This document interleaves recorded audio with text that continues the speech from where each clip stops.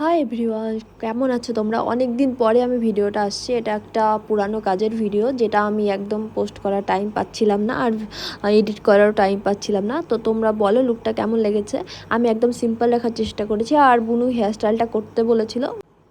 আর প্রত্যেকটা ক্লায়েন্টের মতো এই বুনুটাও বলেছিল খুব সিম্পলভাবে সাজাতে, বেশি কিছু না করতে। আর বুনুটার হুডে টাইস ছিল, তো আমি আই মেকআপের উপরে বেশি কিছু করিনি, জাস্ট একটা সিম্পল আই মেকআপই রেখেছি। আর এখানটাতে তোমরা লুকটা দেখতে পাচ্ছ, একদম লক্ষ্মী ঠাকুরের মতো লাগছিল বুনুটাকে। আমার খুব ভালো লেগেছে। আর বুনু সেরকম কলকা কিছু চায়নি, আমাকে বলেছিল জাস্ট ডট ডট করে কলকাটা দিয়ে দিতে, তাও সেটাই আমি করেছি। তো সেরকম কিছুই ছিল না লুকটাতে, একদম সিম্পল, যতটা মানে না করলেই নয় ততটাই। তো এখানে উর্মিলা ফার্স্ট ক্রিম্পিং করে দিচ্ছিল, তারপর আমি সৌরভকে বলি আমাকে একটু হেল্প করে দিতে হেয়ারস্টাইলে। তো সৌরভ ওখানে হেয়ারস্টাইল করতে যাচ্ছিল। তারপর আমি সৌরভ হেয়ারস্টাইল করে যাওয়ার পরে আমি মেকআপটা শুরু করি। আর সেই দিন প্রচণ্ড গরম ছিল। হ্যাঁ, আর প্রত্যেকটা ব্রাইডের মতো একেও আগে বরফটা ইউজ করানো হয়েছিল, তো ইউজটা করেছিল। আর ও খুব তাড়াতাড়ি বসে গিয়েছিল, কিন্তু আমাদের সাজানো টাইমলি হয়ে গিয়েছিল। তো এখানটায় আমাদের বেস প্রায় কমপ্লিট, আর এদিকে যা যা করার প্রয়োজন ছিল সব কিছু করে নিয়েছি। আই মেকআপটা আগে করে নিয়েছিলাম, কারণ আমাদের কাছে প্রচুর টাইম ছিল। সেক্ষেত্রে আমি কন্ট্রোলিং করে নিচ্ছি, বেসটার কমপ্লিটই প্রায় আমার। তো এখানে কন্ট্রোলিংয়ের পার্টটা খুব আস্তে আস্তে করছিলাম, কারণ টাইমটা একটু বেশিই ছিল সেদিন আমাদের কাছে।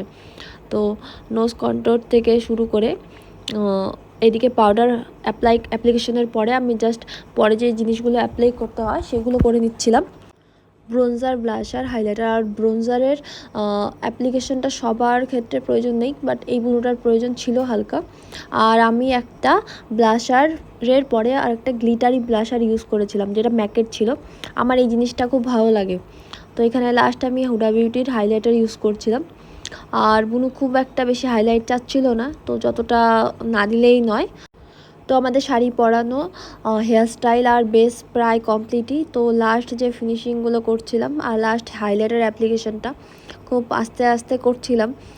আর এইদিকে হাইলাইটার অ্যাপ্লিকেশনের পর লাস্ট আমাদের যে জিনিসটা অ্যাপ্লিকেশন করতে একদম ভুললে চলবে না, সেটা হলো সেটিং স্প্রে।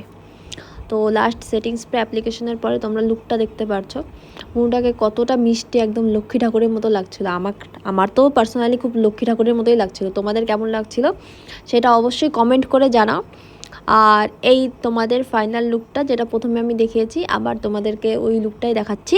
আর আমার কাজ ভালো লাগলে অবশ্যই আমার পেজটিকে ফলো করো। Thank you.